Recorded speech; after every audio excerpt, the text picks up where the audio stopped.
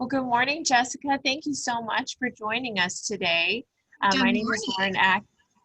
Lauren Atkinson. I'm the principal here at Woodrow Wilson, and I am so excited to have you come and just interview for our third grade position here at Woodrow Wilson. Thank you for having me. So let's go ahead and just jump right on in and get started. Tell us a little bit about yourself and how your experience relates to this position. Okay. So I'm married and I have 2 kids with 1 on the way. So I decided to go back to school to get my bachelor's in elementary education later than most people usually do. And I am just now finishing up my student teaching. So I will be good to go in about a month. Yay! So we're almost there. But when I was in high school, I took the early elementary education course through the ATC, and I got to go observe and help in a first grade classroom at Evers. Okay. So that was fun. 2 years ago, I actually subbed for Denton ISD for an entire school year. So I substituted for all grades, kindergarten all the way through 5th grade. And then I took a step back to focus on school. But teaching has always been my number 1 career goal. Awesome. Well, why do you want to work here at Wilson? Well, Wilson is kind of a family legacy. My mother-in-law retired from here. And my husband and his brother went to Wilson. Okay. My niece went to Wilson. My son currently goes to Wilson, so. Yes. Yes. So it's in your blood. Wilson It's Mustangs. in my blood. It's in your blood. Yes. Okay. Well, Jessica, teaching is really hard sometimes. So how would you handle being overwhelmed or feeling overwhelmed? I'd have to say knowing when I'm getting to that point to be able to just step back and take a breather and hopefully have a team of 3rd grade teachers that I can rely on that can help, especially during that first year. Yes. Mm-hmm. What is your classroom management style? I like to have fun with the kids, but I also set high expectations for them. So I expect them to follow our classroom schedule to a T. And I don't put up with anybody acting out just to act out. I like to set my expectations at the beginning of the year so they know how they need to behave and what the consequences are if they don't behave properly. Right. Okay. Sometimes even with our expectations in place, we have students that are tough and challenging.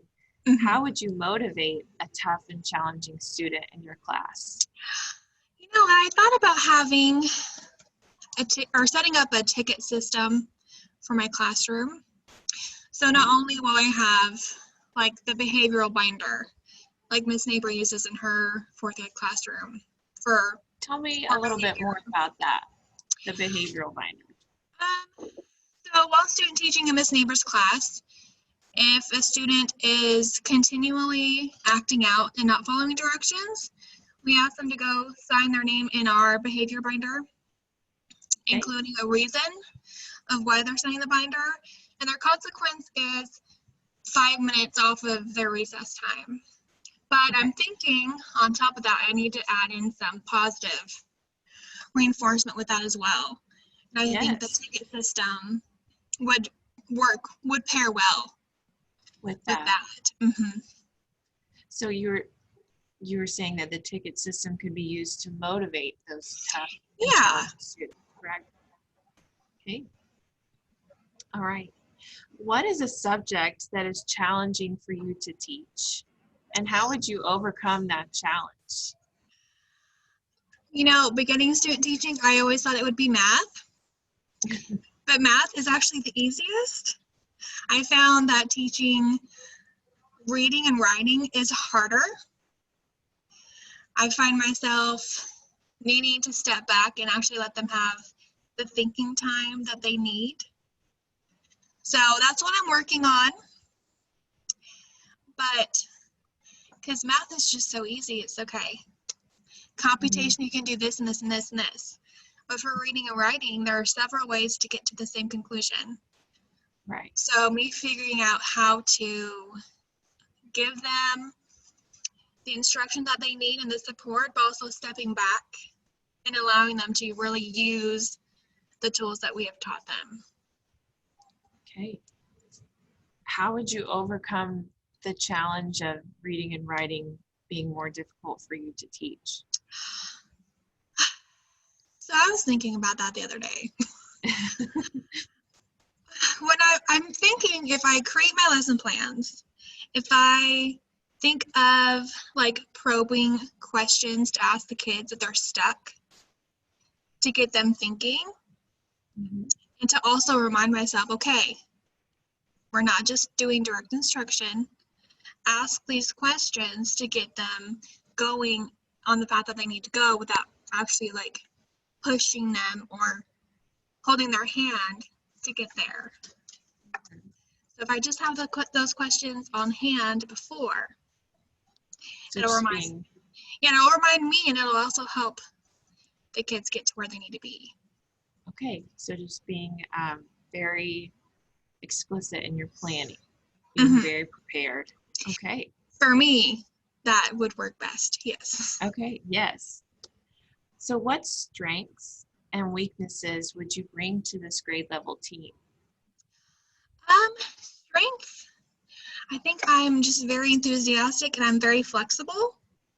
So if plans change, which I've learned during student teaching that they do, Yes. it's not gonna like throw a wrench in my plans. I'm very open to ideas. So for example, if the third grade team and I got together to plan, if they wanted to teach something in a specific way, I'm open to that. And I'm also open to providing some ideas that I might have that could possibly make it better. As far as weaknesses go, I'm a very timid person, so confrontation is not my best area. So for me to stick up for myself and what I believe in is going to be more of a challenge for me.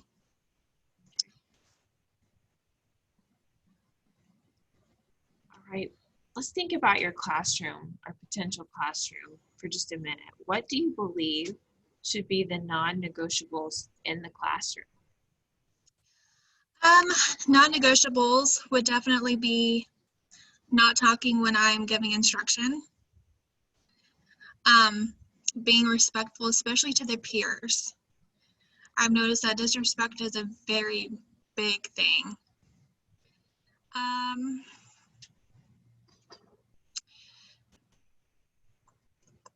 Actually working when I ask them to work, which is where the behavior binder or the ticket system could come in if they're not doing that or if they are.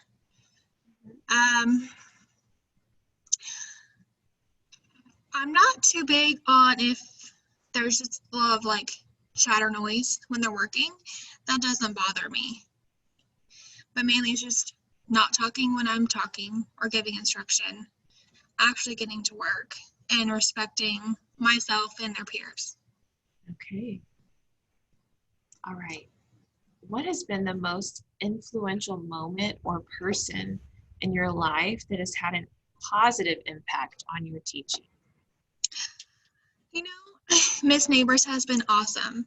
I've learned so much from her, and actually getting to see her teach has been really amazing. It kind of has made me realize that teaching is not just, here's your lesson plan.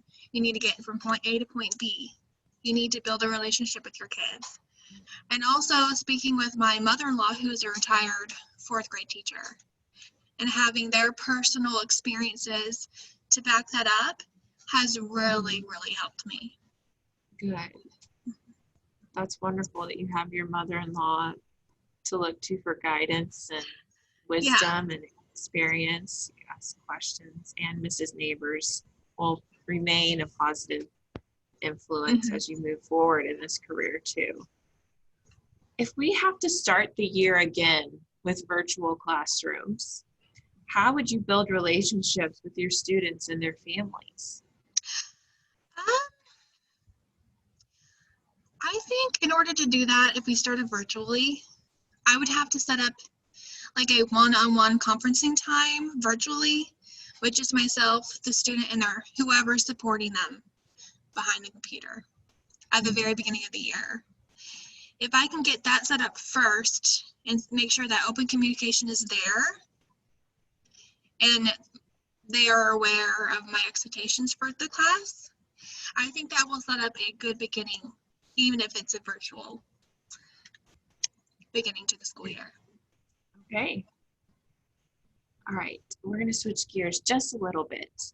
Okay. So as you're teaching a lesson or a unit, how do you know when a student is not learning, and how would you respond to that? Usually they are distracted. They're usually looking around the room, or they're trying to mess with their friends. They're trying to get them in trouble as well. Or they can just be sitting there stone-faced, and obviously they're just not getting it. Mm-hmm. Or they're not participating at all if we're having like a classroom discussion.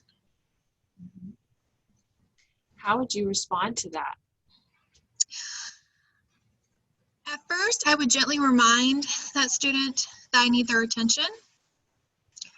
And if that doesn't work, then after, like if I was doing direct instruction, if I send them off to do independent work, I'd pull that student aside, conference with them, ask them, hey, have you had a bad day? Are you not feeling good today? Or do you just not feel like not being here? And try to personally motivate that student to get them to where I need them to be for the day.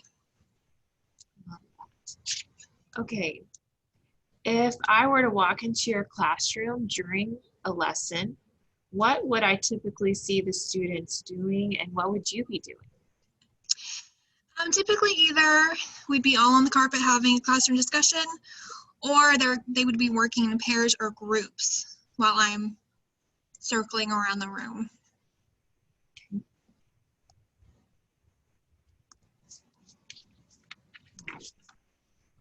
This one kind of touches back to what we were talking about previously about responding to students that aren't learning, but how do you ensure that your students know what they are supposed to learn, where they are in relation to what they are learning, and what their next steps are? So I'll read that one again because it's long. So how do you ensure that your students know what they are supposed to learn, where they are in relation to what they're learning, and what their next steps would be? Okay. I would first make sure that all the students can hear what our target objective is for that day and also visually see it before we start any lesson. I would keep records of their academic progress, and if it's at the beginning of the school year, then I would reach out to their previous year's teacher to get that information. That way I'll be able to know, okay, this child needs this and this and this and this for me to get them where they need to be. So in order to differentiate their specific instruction for them,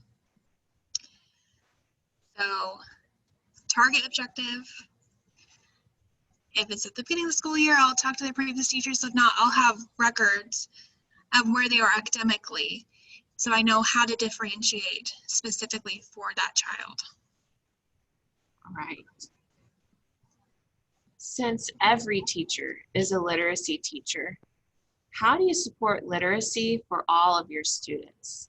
And that includes our English language learners and our special ed students. I would like to create an environment where reading is a positive thing. Because I know when I was in school, reading was just, oh, we have to do it. I want to create an environment where they're excited to read. I would like to have my own literacy library from all reading levels to where every child is able to choose a book of their choice that they're interested in order to read.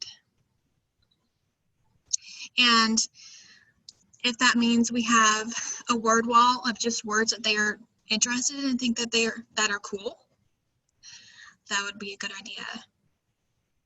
Okay. You kind of touched on this earlier about using records and differentiating, but how do you use data to differentiate instruction and support students identified with specific learning disabilities so that all students in your classroom can learn? Yeah, if I have academic data on every student, and if it's at the beginning of the school year or any time of the year, I'll know, okay, so this group of students, they are on target. They have the possibility to exceed my expectations. We need to work harder on this group. And I have this group of kids who, okay, they're almost to where we need to be. They just need a little bit more of a push. So I'll know exactly how that small group, all the students. And I'd also have data on students who have IEPs or 504s.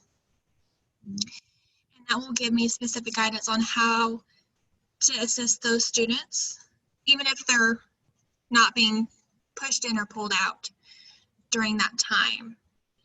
And if they are an ESL, then I know I need to go a step further to provide them more support, especially when it's during literacy, because I know if they can see it, they can hear it, then they could get it. So making sure that they have additional like visual supports, or if they need to define specific words, highlight specific words to assist them, then I'd be able to do so. Okay. All right. I want you to think of one of the best lessons that you taught during your student teaching time with Mrs. Neighbors. Why would you consider that such a successful lesson? Oh, let's see. I think the most successful lesson was when I was teaching the kids how to write fiction stories. And they were so excited about getting to write about whatever they wanted. And they would come up to me with all kinds of questions. Can I write about such and so? And I was able to say yes. So for me to see the kids excited and interested in it was amazing. So every day of that unit, they were already focused and engaged, that they took that little bit of information I was giving them and they just ran with it. So exciting to see them so engaged. Think back to a lesson that maybe did not go so well. Think about maybe why that occurred and what would be your adjustment if you were to teach that again next year? Let's see. There was a lesson during reading, and we had just got done reading The Tiger Rising. Okay. And we were working on, okay, what is the theme of the story? You know, what's the main idea? And they seemed to kind of sort of understand it, but it wasn't really clicking.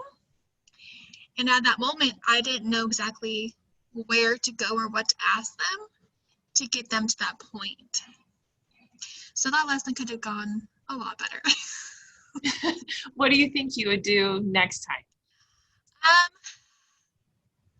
I think I would have had like more examples from different storybooks that we had read together previous to that unit to practice finding what the theme is and reminding them, okay, this is what you look for.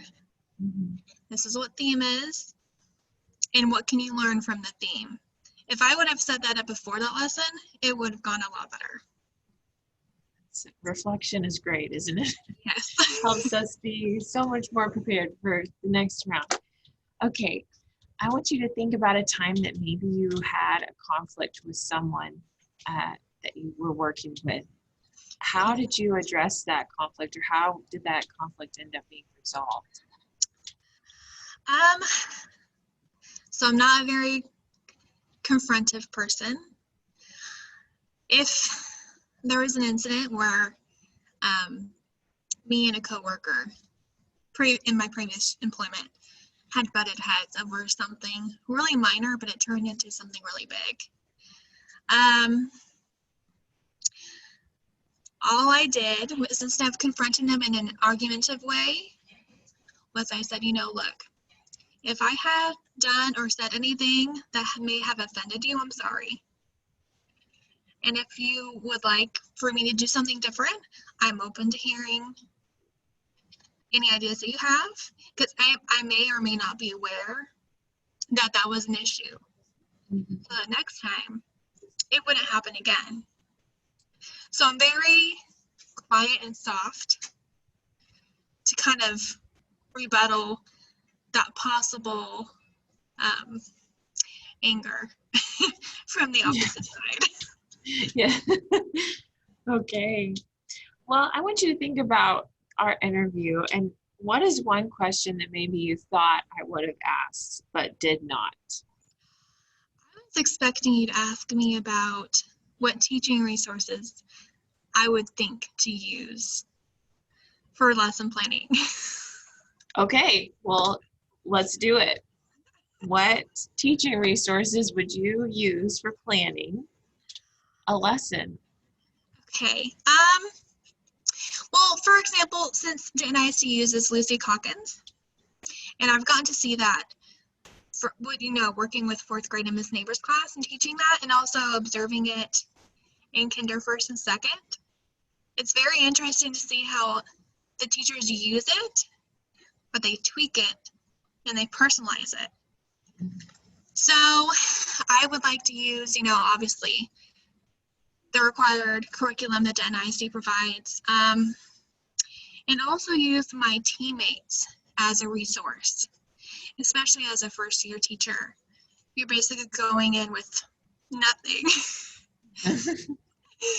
And then using some other educational resources just for ideas. Like, I've seen a lot of really great lesson ideas off of Eduphoria on how to teach specific units. So I think using all three of those combined would be really helpful. Yes, love that. Thank you for asking that question. Was there anything else that you thought we would ask or I would ask but I did not? Let me see.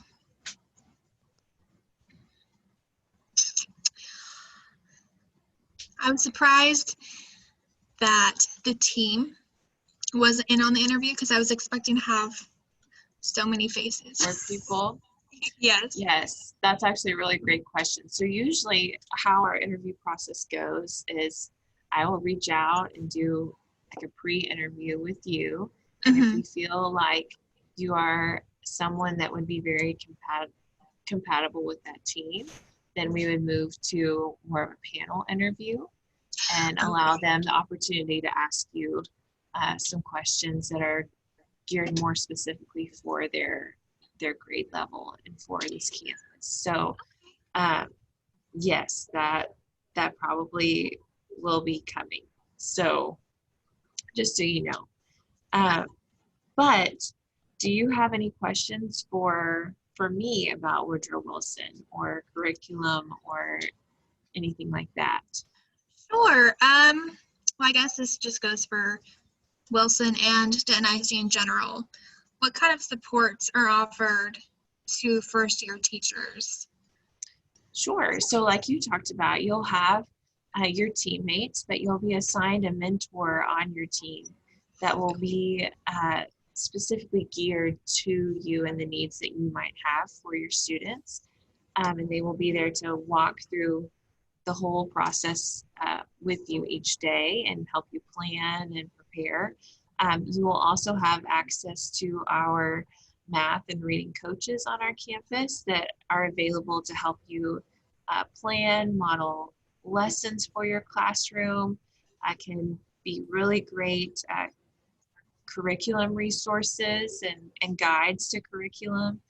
And then you always will have my support and the assistant principal support should anything ever arise. We are always here for questions and answers. We also have what we call New to Wilson, and it's just a group that we meet about once a month, and it's an opportunity for all of our reading and math specialists, the administrators, to be in a room with just the people that are new to our campus, and we are available to answer any questions that you might have. And we also try to look ahead at the calendar and anticipate events or assessments or something that's coming that you might have questions about, and try to go ahead and answer those before they get to you and kind of clarify some of that information. So I think you'll find that there's a lot of support here at our campus for you, and we definitely have a mentality of collaboration, and we do not want you to feel like you are isolated and in this alone by any means. So, alone bubble. Yes, yes. So hopefully through those, our new teachers feel very supported and feel like they have access to, I don't want to say experts, but, you know, mentors that can help guide them through the newness of being in the classroom. And, you know, here at Wilson, we are self-contained through 5th grade. So sometimes that is overwhelming for our upper grade level teachers that are trying to teach, like you were talking about, all content. So just knowing that you have someone that you can reach out to help support you in math and in reading, hopefully that will bring comfort as you are preparing as a new teacher. So, yeah, that's actually comforting. Yeah. To know that I'm not going to be strictly on my own if I were to be chosen. So yes. So what else? What other questions do you have for me? Let me see. If I were to move outside of Wilson District, do teachers get first choice for student transfers to stay in Wilson? I don't know about first choice, but you do have to fill out a transfer application for him to be able to school here. We've never had any problems with anybody being denied as a staff member, and so our district's pretty open about that, and they try really hard to have parents be able to have their student with them on their campus. So I think that will be fine for Dusty to be here. If we decided to move out of district. Yes. Okay. Yes. Well, that's especially since he's already been here and been a student here. You know, we really would like to see him be able to go all the way through, unless there's just some, you know, extenuating circumstances where our numbers are just outrageously high and we just don't have the space for that. But I don't foresee that being a problem at this moment. So. Okay, good.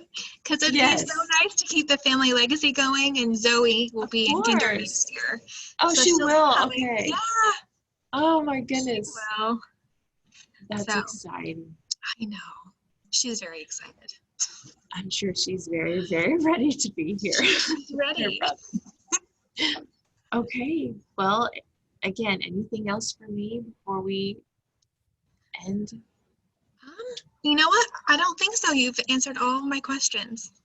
Okay. Well, I am going to have an answer and get back with you by the end of this week. So be looking for a phone call from me. And I just appreciate you taking the time to come and meet with me today and answer these questions. And I look forward to talking to you later this week. Thank you so much for having me. You're welcome. Have a good day. You too. Okay, bye. Bye.